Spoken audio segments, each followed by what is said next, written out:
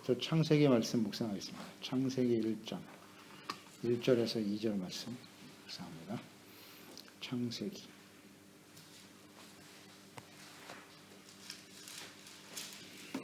1장 1절에서 2절까지 읽겠습니다. 태초에 하나님이 천지를 창조하시니라.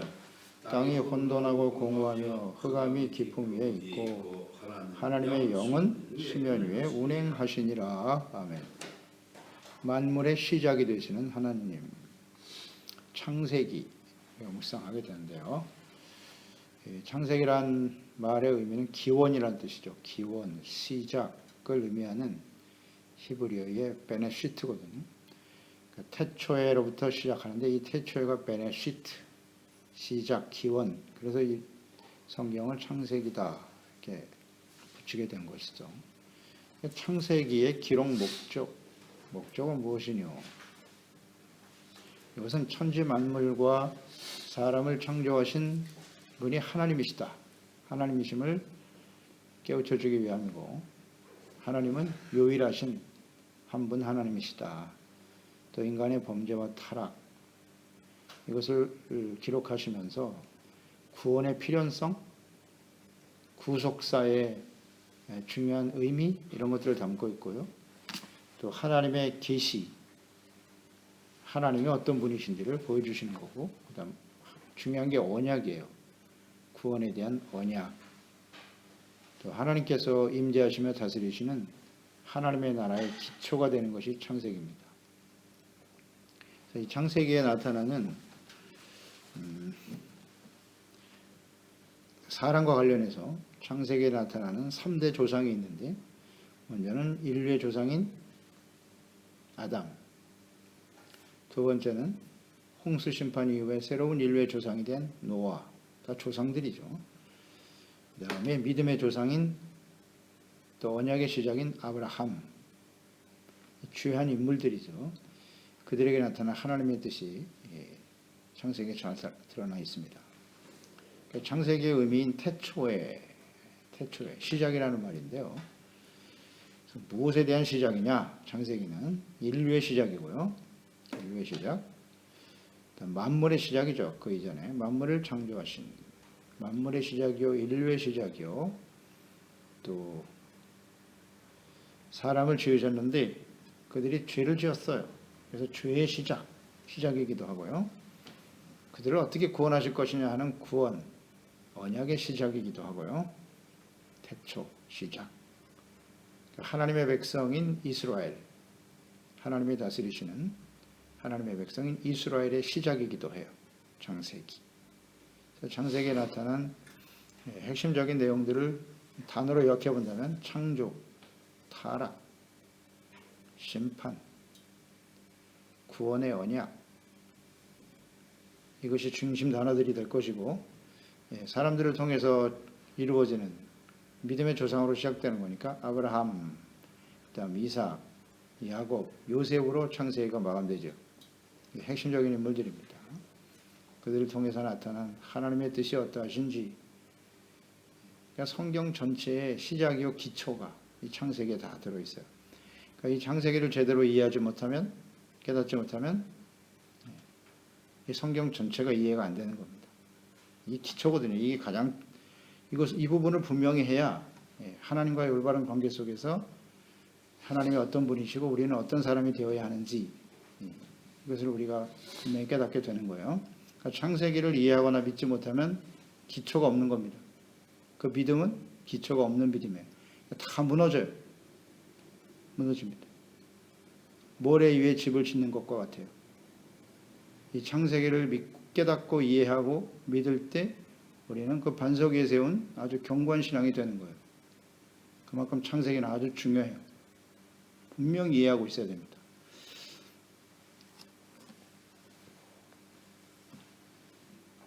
그러니까 이 창세기의 말씀들을 통해서 하나님께서는 우주 만물의 창시자이시다.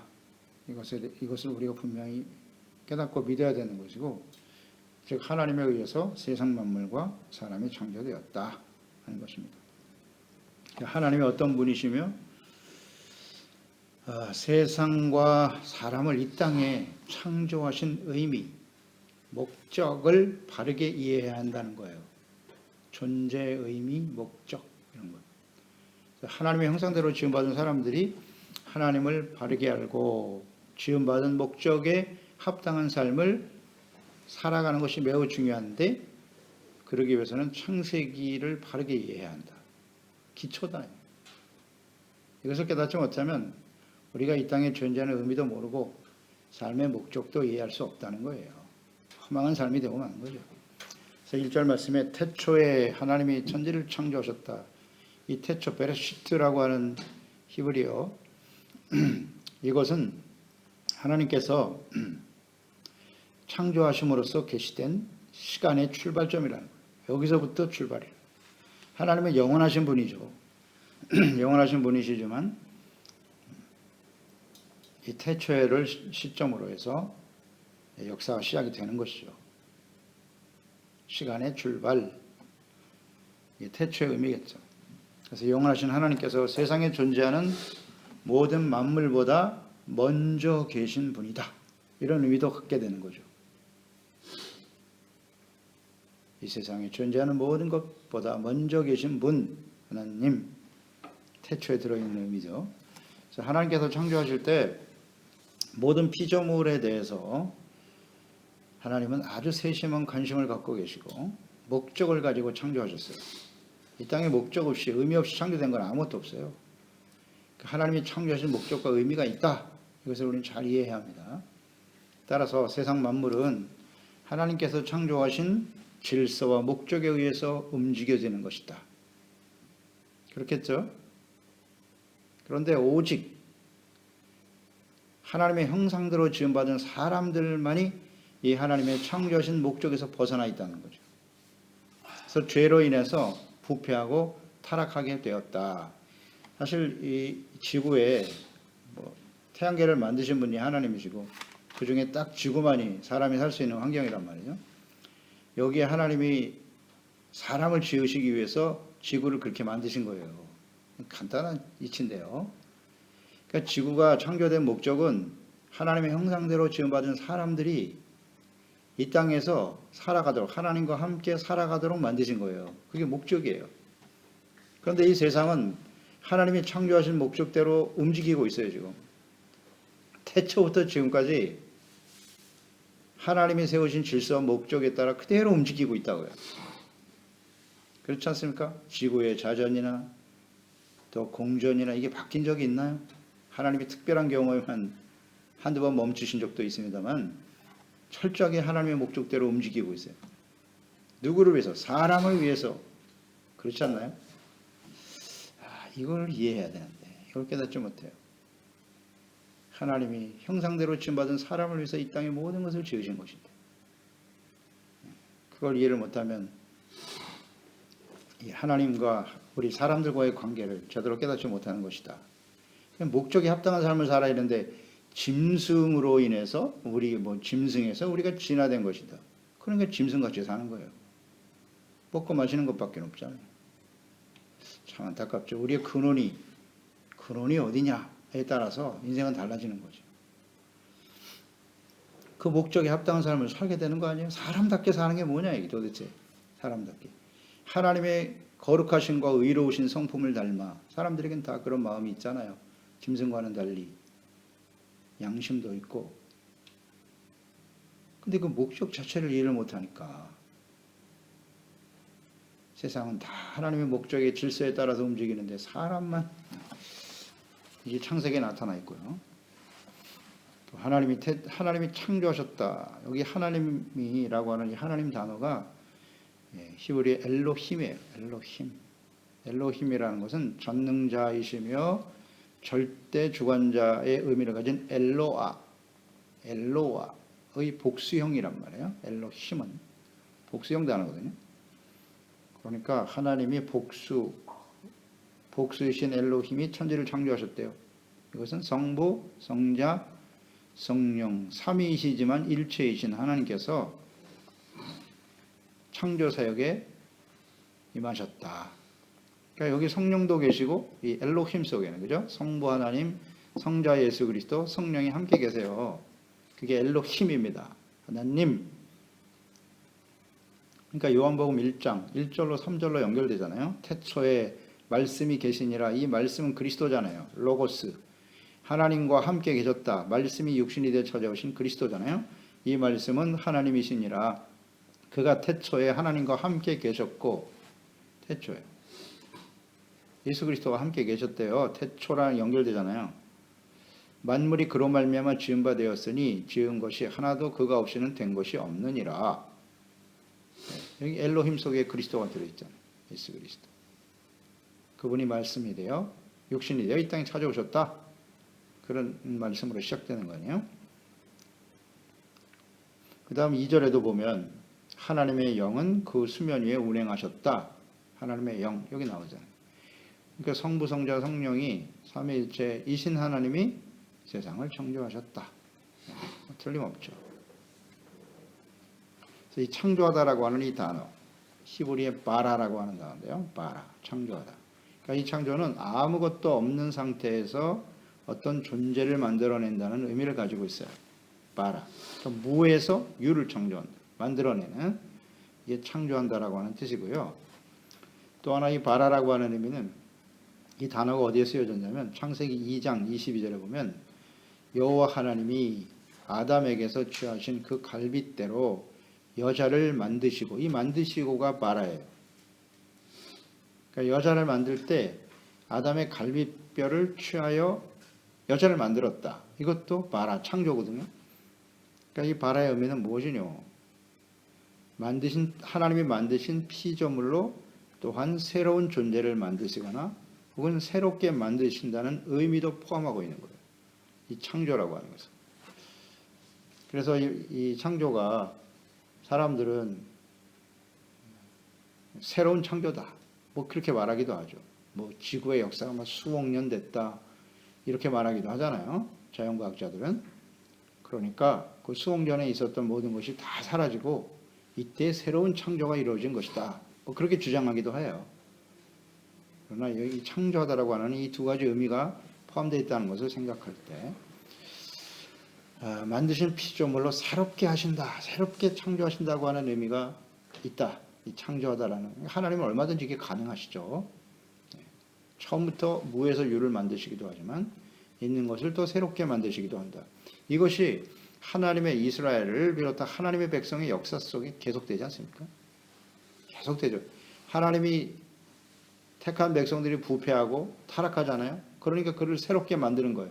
그러니까 이 새롭게 창조한다고 하는 바라의 의미가 노아를 통해서 새로운 역사가 시작되는 거고, 또 아브라함을 택하여 부르신 이후에 하나님이 새로운 역사를 사람들을 만드시는 거고, 또 그 이후에 이스라엘 백성들이 끊임없이 부패하고 타락할 때 그들을 또 새롭게 하시는 거고, 그러니까 이 바라의 역사, 창조 역사가 계속되는 거죠. 이렇게 새롭게 하시는 하나님의 역사가. 그래서 우리가 이사야서 65장에서 보았죠. 17절에 보면 보라, 내가 새 하늘과 새 땅을 창조하니, 바라입니다. 바라. 창조하니 이것은 기억하거나 마음에 생각나지 아니할 것이다. 새 하늘과 새 땅을 창조하시겠다. 이것이 요한계시록 20장, 21장으로 연결되는 거예요. 싹 정리하시고 새롭게 만드신다. 그런 의미도 포함하고 있다는 거예요. 이 창조라는 게.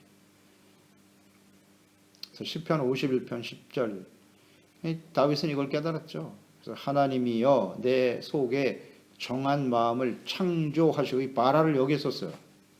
이 다윗은요. 우리의 마음을 새롭게 창조하시라는 거예요. 내 안에 정직한 영을 새롭게 하소서. 내 마음 부패하고 악을 행하였으니 주여 내 마음을 새롭게 창조해 주세요. 그런 뜻이거든요. 굉장히 중요한 단어를 썼네, 이 다윗. 우리의 마음, 가장 부패하고 썩기 쉬운 게 사람 마음이거든요. 그래서 이 마음을 새롭게 하시려고 하는, 새롭게 만드시는 분이 하나님이시다. 늘 이런 마음을, 이런 자세로 주님을 섬겨야 되는 거예요. 우리를 새롭게 하는 것은 우리 인간의 의지와 결단만 갖고 되는 게 아니에요. 어떤 교육을 통해서 새로워지나? 아니요. 잘 알죠? 교육을 많이 받으면 마음이 새로워질까요? 올바른 사람이 될까요? 아니요. 하나님이 창조해 주셔야 되는 거예요. 그래서 고린도 후서 5장 17절에 그런즉 누구든지 그리스도 안에 있으면 새로운 피조물이라. 이전 것은 지나갔으니 보라 새 것이 되었도다. 이 말합니다. 말아. 예수 그리스도 안에 있을 때 우리가 새로운 피조물로 마음이 새로워지고 삶이 새로워지는 거예요. 새롭게 창조되는 거죠. 하나님으로부터. 이걸 알아야 돼요. 그 창조가 누구시냐? 하나님이시다. 내 마음도 새롭게 하시는 분이 누구시냐? 하나님이시다. 이걸 알고 있어야 되지. 이걸 알고 고백했다는 건 놀라운 지혜입니다. 지혜. 나의 노력과 수고로 되는 게 아니에요. 그러니까 하나님의 은혜를 구해야죠. 하나님께 기도하고 하나님의 도우심을 구하고. 하나님이 창조하시는 것입니다. 우리가 창조주가 아니에요. 근데 우린 종종 이런 오류에 빠지잖아요. 내가 스스로 나의 삶을 새롭게 할 수 있을 것처럼 말하잖아요. 그렇잖아요. 오직 그리스도 안에 있을 때만이 우리는 새로운 피조물로 하나님 앞에 새 것이 된다. 이게 창조의 역사와 바로 연결이 되는 겁니다. 그 하나님을 알아야 가능해지는 거죠. 그래서 2절 말씀에 보면 천지를 창조하실 때의 상태가 땅이 혼돈하고 공허하다. 흑암이 깊음 위에 있었다. 그런데 하나님의 영이 수면 위에 운행하셨다. 물이 있었다는 거네요. 땅의 상태는 혼돈하고 공허하다. 황폐하죠. 황폐하여 생물이 살만한 조건이 전혀 갖추어지지 않은 상태 혹은 무질서한 상태. 땅이 그랬었네요. 이제 계속 우리가 묵상되겠지만 이 세상이 창조되기 전에는 흑암이란 말이에요. 어둠이 깔려 있었다. 그 얘기는 하나님이 아직 빛을 만들지 않으셨다는 거죠. 빛을 만들지 않으셨다. 태양계가 아직 존재하지 않은. 그러니까 태양이 세워질 때 모든 질서가 쫙 잡히는 거잖아요. 그래서 빛이 비치고 그래야 생명이 살아나는 것이고. 태양계도 한번 잘 보세요. 태양계. 생물이 사는 곳은 지구밖에 없어요. 같은 태양이 비춰도 위치가 다르면요, 거기 생물이 살 수가 없는 조건이 되는 거예요. 그런 상태였다는 얘기죠. 지구도. 태양이 생기기 전에는. 뭐 이렇게 이해가 돼요. 하나님이 정확한 질서 가운데 목적을 두시고 땅을 창조하셨다. 지구를 만드셨다. 그렇게 보면 되겠죠. 그러니까 사람들이 살 수 있도록 환경을 만드셨다. 그전에는 캄캄한 어둠이었다. 그런 겁니다. 하나님의 영이 운행하고 계셨다. 하나님의 영이거든요. 그것은 역시 성부 하나님, 성자 예수 그리스도, 하나님의 영, 성령께서 함께 창조하셨다는 것을 알 수 있고요. 그러니까 무질서 속에서 질서를 창조하시는 하나님이다. 그러니까 하나님은 공허하고 혼돈을 질서로 바꾸시는 거예요. 이분이 하나님이세요. 그러니까 그 하나님은 영원성이시고 영원하시고 또 무한하신 하나님이시면서 질서를 가지고 모든 것을 이끌어 가시는 분이다. 그래서 이제 창조의 질서가 쭉 나오잖아요. 첫째 날, 둘째 날. 질서 있게 모든 것을 창조하세요. 그 다음 마지막에 사람을 창조하시거든요. 그러니까 사람이 살 수 있는 환경을 만드시는 거죠. 그러니까 초점은 사람인 거예요. 그러니까 하나님은 이 질서를 굉장히 중요시 여기시죠.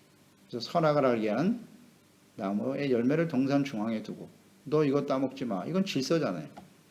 하나님과 피조물 사이의 질서. 지켜야 될 질서. 존재하는 목적. 이게 딱 들어있죠. 에덴 동산에. 그러니까 모든 창조의 역사 속에 이 하나님은 질서가 아주 분명하신 분이다. 우주 만물을 보세요. 이 돌아가는 질서가 조금이라도 흐트러지면 어떻게 되는 거예요? 재앙이 오는 거죠. 멸망입니다. 그러니까 하나님은 창조하신 그 질서와 목적에 따라 모든 것을 움직이시는 분이에요. 절대 무질서한 분이 아니다. 그러니까 하나님이 없기 때문에 혼돈한 거예요. 그렇죠? 창조 이전의 삶은 우리를 창조하신 하나님을 알기 이전에 우리의 삶은 이와 같은 거예요. 우리가 이전에는 흑암의 권세 아래에 있었다고 했잖아요. 예수 그리스도를 알기 전에 하나님을 모르는 상태는 흑암인 거예요. 질서가 없어요. 공허해요. 우리가 이 땅에 왜 존재하는지, 그 목적이 무엇인지를 전혀 깨닫지 못해요. 동물들과 다르지 않아요. 정확하네요. 하나님을 알아야 질서가 회복이 되는 거예요. 하나님과의 관계 회복. 이게 창세기에 그대로 나타나 있잖아요. 흑암 중에 있었다. 하나님을 몰라요. 그 자체가 어둠입니다. 아직도 이 흑암 중에 사는 사람이 얼마나 많은가요? 우리도 그런 가운데 있었는데 또 하나님은 절대적인 능력을 가지신 분이다 하는 것을 알 수 있죠.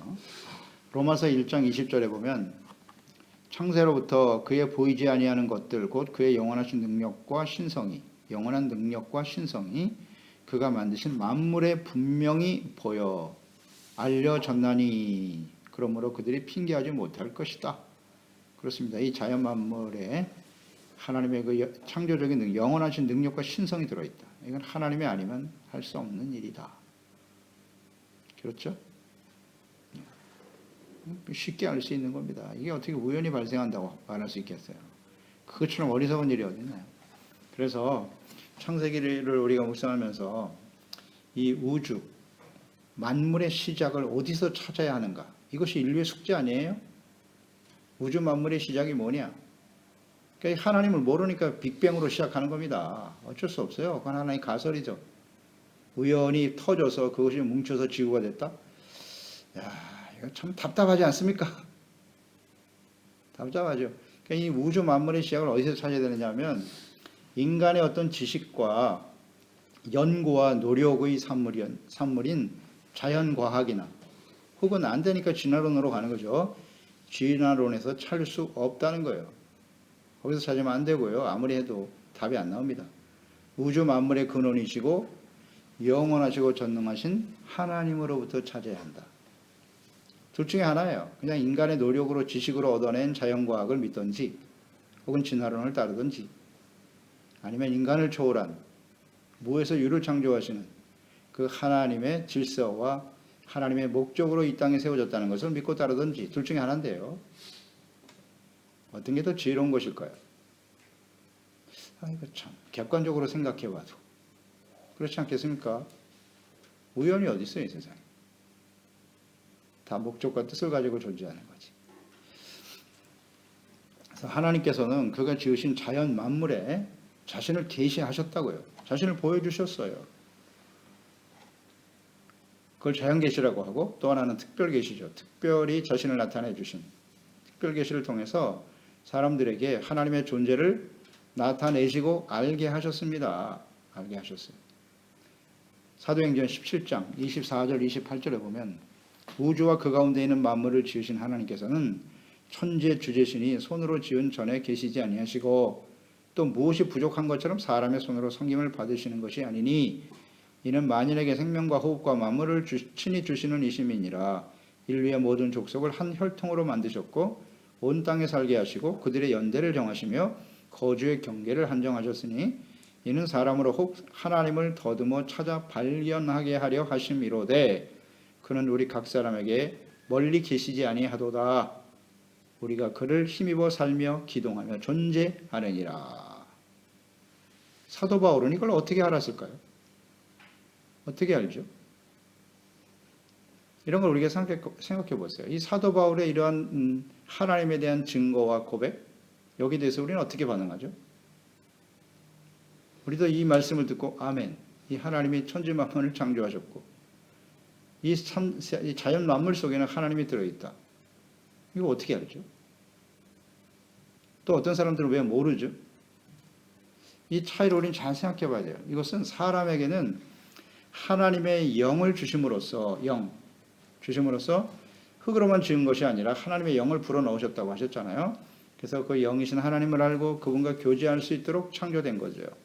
그런데 죄로 인해서 그 영이 죽어버렸다.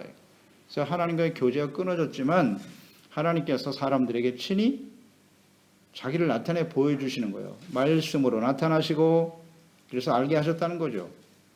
사람에게 나타나셨어요. 노아에게도 말씀하시고 그렇죠? 앞으로 어떤 일이 일어날 것인가 그게 성취되었고 그 다음에 아브라함에 나타나시는 거잖아요. 그래서 언약을 주시고 또 이 창조의 모든 비밀을 알아서 기록하게 한 사람이 모세입니다. 모세 때에 비로소 모세를 하나님께서 감동하셔서 이 창조의 비밀서부터 아브라함의 언약이 어떻게 성취되고 가나안 땅에 하나님이 주신 하나님의 약속이 성취될 것인가에 대해서 말씀하시잖아요. 이런 게 바로 특별한 계시인 거예요. 그것을 또 다 기록하여 남겼으니 그것이 성경이죠.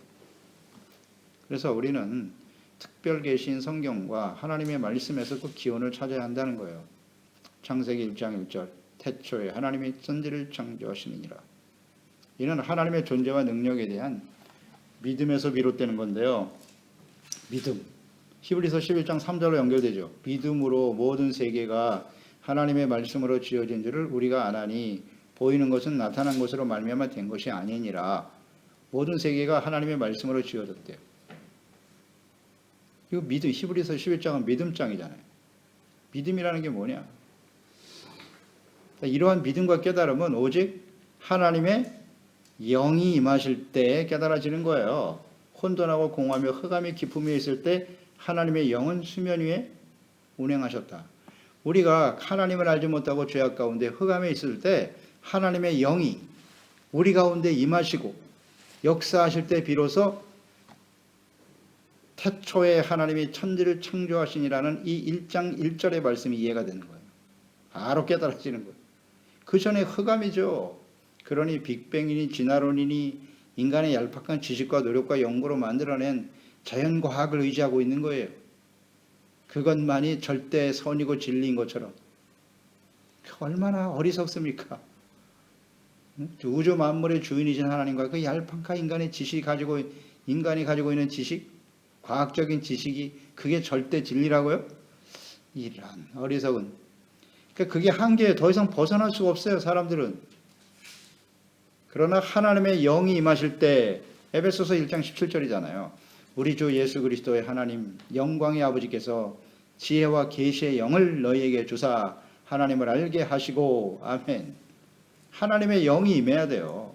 임할 때 비로소 눈이 열리면서 태초에 하나님의 천지를 창조하신 창세기 1장 1절이 그대로 받아들여지는 거예요. 깨달아지는 겁니다. 그래서 믿게 되는 거예요. 깨닫고 믿게 된다. 그래서 하나님과의 교제와 소통이 시작되는 것이고, 그래서 하나님을 아버지로 고백하는 자녀로 살게 되는 것이고, 하나님의 다스림을 받는 의와 거룩한 백성으로 하나님의 나라의 백성으로 살아가게 되는 것이고, 새로운 삶이 이렇게 시작이 되는 거예요. 태초에. 저도 마찬가지예요. 처음에 이거 믿어집니까? 이 성경이 절대 이해가 안 되죠. 그러니까 성령이 감동하시니까 창세기 1장 1절에서 깨졌어요. 저도요. 아, 태초에 하나님이 천지를 창조하셨구나. 그럼 이 하나님은 어떤 분이시지? 이렇게 눈이 열리는 거예요. 이건 하나님의 영이 감동해야만 알 수 있는 특별 계시예요. 이런 게. 성경이 특별 계시고 그 계시를 깨닫게 하시는 분은 성령이시고. 아, 이게 참 놀라운 진리인데요. 그래서 다시 한번 우리가 창세기를 묵상하면서 이 창세기를 그대로 깨닫고 온전히 믿어줄 수 있다고 하는 것은 수면 위에 운행하셨던 성령의 역사하심을 통해서 우리가 새로운 피조물이 됐다는 증거다. 이렇게 확신하게 되는 겁니다. 그럴 때 우리는 이 하나님을 전하게 되는 것이죠. 그 하나님을 어떻게 그 목적에 합당한 삶을 살아갈 것인가를 깨닫고 확신하게 되는 것입니다. 기도하겠습니다. 하나님 아버지, 오늘도 우리가 창세기 말씀을 이제 묵상하기 시작하는데요.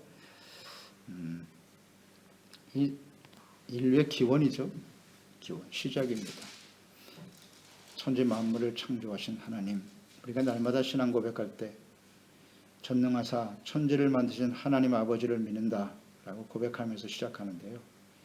그 하나님이 어떤 분이신지, 또 어떤 목적과 뜻을 가지고 세상을 창조하셨고 사람을 지으셨는지, 이 가장 근본이 되고 기초가 되는 것을 우리가 잘 깨닫고 받아들여서 어떻게 우리가 하나님이 우리를 지으신, 창조하신 목적에 합당한 삶을 살아갈 것인가.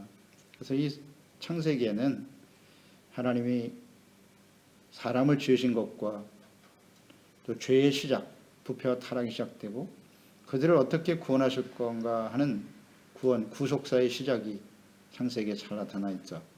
이것이 오늘날 이 시대까지 지금 계속되고 있는데요. 그래서 하나님이 세상과 사람을 만드신 목적과 뜻을 잘 이해하고 그 하나님의 속성을 바르게 우리가 깨달아서 온전한 믿음 가운데 주님을 바르게 섬길 수 있는 저희들이 되게 하시고, 이 하나님을 바르게 깨달을 수 있도록 우리 모든 지체와 가족들, 자녀들 가운데 하나님의 성령님께서 친히 운행하시고 역사하시고 인도하여 주시옵소서. 예수님의 이름으로 기도드리옵나이다. 아멘.